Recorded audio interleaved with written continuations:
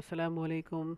इस वीडियो में हम देखेंगे कि हमारे 3G के जो दो सबसे ज़्यादा फेमस होने वाले जो स्टैंडर्ड्स थे वो है UMTS और CDMA 2000 जो हमने यहाँ पर देखा था। IMT 2000 को UMTS कहते हैं और WCDMA wide band code division multiple access technique. तो UMTS से स्टार्ट करते हैं। ETSI करके एक जो बॉडी है, यूरोपियन टेलीकम्युनिकेशन स्टैंडर्ड इंस्टीट्यूट, उसने ये निकाली थी एक स्टैंडर्ड जिसका उन्होंने नाम दिया था, पहले UMTS नाम दिया था, यूनिवर्सल मोबाइल टेलीकम्युनिकेशन सिस्टम। जो थर्ड जनरेशन को स्टार्ट करने के लिए एक नाम देना था, तो उन्होंने ये बॉडी थी। ETSI एक बॉडी है, जैसे MSBT एक बॉडी है, ठीक है। और उन्होंने जो नया प्रोजेक्ट चालू किया उसको उन्होंने नाम दिया UMTS।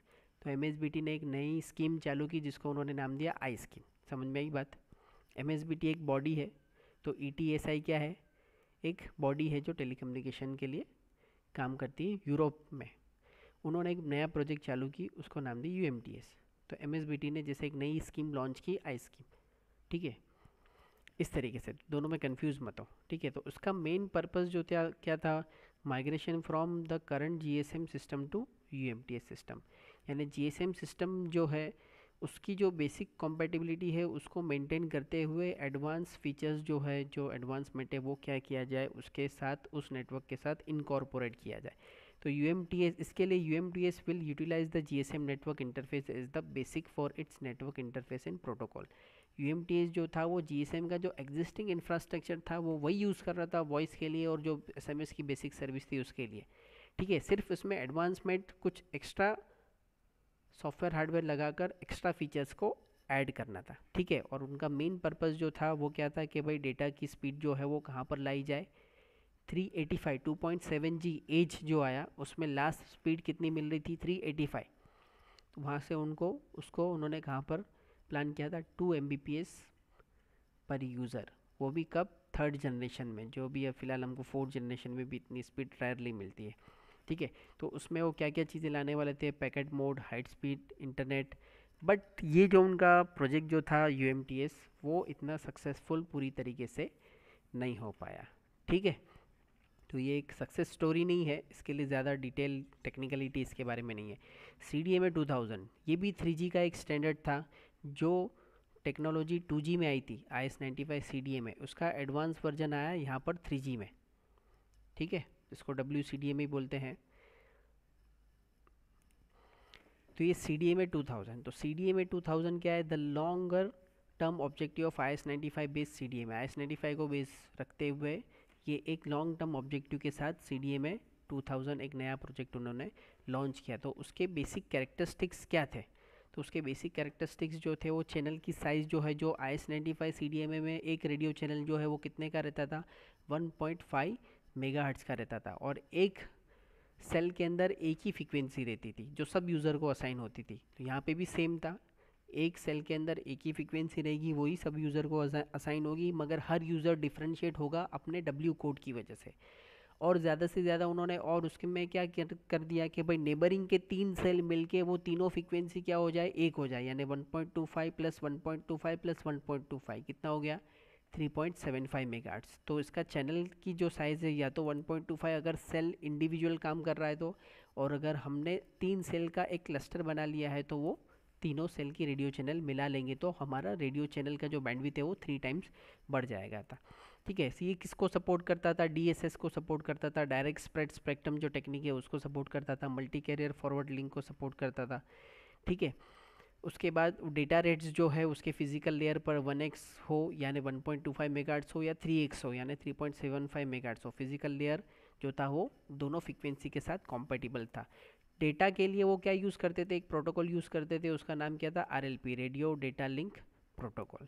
बैकवर्ड कॉम्पेटिबिलिटी मतलब CDMA 2000 आएगा और उसके जो यूज़र बनेंगे, उसके जो नए यूज़र बनेंगे, तो इसका मतलब ये नहीं है कि जो पुराने IS-95 CDMA वाले यूज़र हैं उनका फ़ोन बंद हो जाएगा, उनको नेटवर्क नहीं आएगा, वो कॉल नहीं कर सकेंगे, उनको भी CDMA 2000 लेना ही पड़ेगा, ऐसा नहीं था। बैकवर्ड कॉम्पेटिबिलिटी मतलब ये स्टैंडर्ड आने से पहले जो स्टैंडर्ड था, मतलब IS-95B जो था वो भी क्या है? बराबर अपनी सर्विस प्रोवाइड करेगा, ठीक है, backward compatibility with existing IS-95B data services. जैसे कि फॉर एग्जांपल अभी हम 4G यूज़ करते हैं मोबाइल में, तो हमारे पास देखो ऑप्शन रहता है सिम 1 सिम 2। सिम 1 को ज़्यादातर हम VoLT पे रखते हैं, सिम 2 के लिए हमारे पास ऑप्शन रहता है 2G 3G या 4G, ऐसा वो बताता है।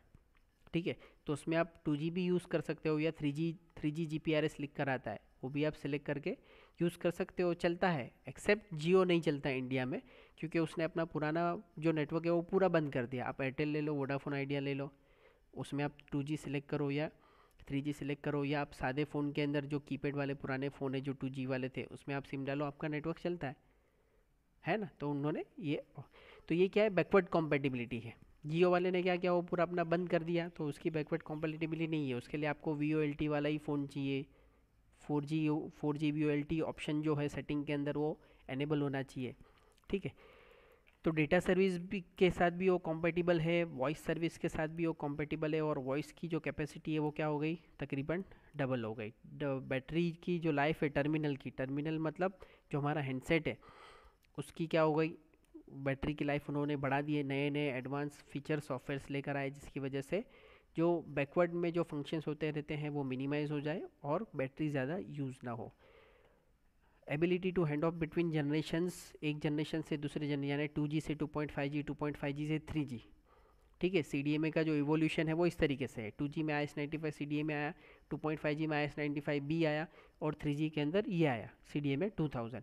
तो ये क्या हो गया, ability to hand off between generations, यानी आप एक जनरेशन से दूसरे जनरेशन में हैंड ऑफ कर सकते हो। कभी आप मान लो कोई ऐसी जगह पर है जहाँ पर CDMA 2000 यानी 3G का नेटवर्क नहीं है, 2G IS-95B का नेटवर्क है, तो उसके साथ वो फ्रिक्वेंसी यूज़ करके भी वो आपको बेसिक सर्विस प्रोवाइड कर सकता है।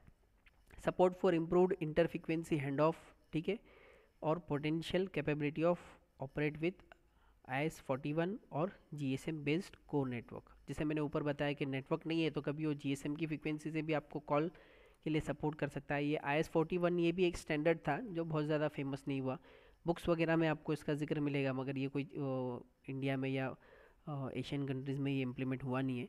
ये भी एक स्टैंडर्ड था जो जिसके साथ हमारा CDMA 2000 जो है वो कॉम्पेटिबल है। तो फ्रिक्वेंसी, बैकवर्ड कॉम्पेटिबिलिटी, टर्मिनल की बैटरी, जनरेशन में hand of, inter frequency hand of, और ये RLP, ये इतने हाइलाइट्स वाले पॉइंट है IS-95 CDMA के। टोटल हमने 6 स्टैंडर्ड्स हमने पढ़े हैं, ये हमारे सेकंड टॉपिक के अंदर। खाली मैं नाम से आपको रिवाइज करा देता हूँ। ये हमारा टॉपिक था मोबाइल रेडियो स्टैंडर्ड। पहले हमने AMPS पढ़ा, फिर NIMPS पढ़ा, नैरो बैंड AMPS, फिर IS-95B CDMA, फिर GSM, UMTS 3G का, और CDMA 2000 ये भी 3G का। ठीक है, 4G में कोई अलग अलग स्टैंडर्ड नहीं है, क्योंकि 4G खुद इसके लिए आया था कि उसके पहले जितने भी स्टैंडर्ड थे वो सब एक कॉमन प्लेटफॉर्म पे क्या हो जाए, इंटीग्रेट हो जाए, तो इसके लिए 4G को 4G बोला जाता है। तो इंशाल्लाह नेक्स्ट लेक्चर में हम हमारा नेक्स्ट टॉपिक स्टार्ट करेंगे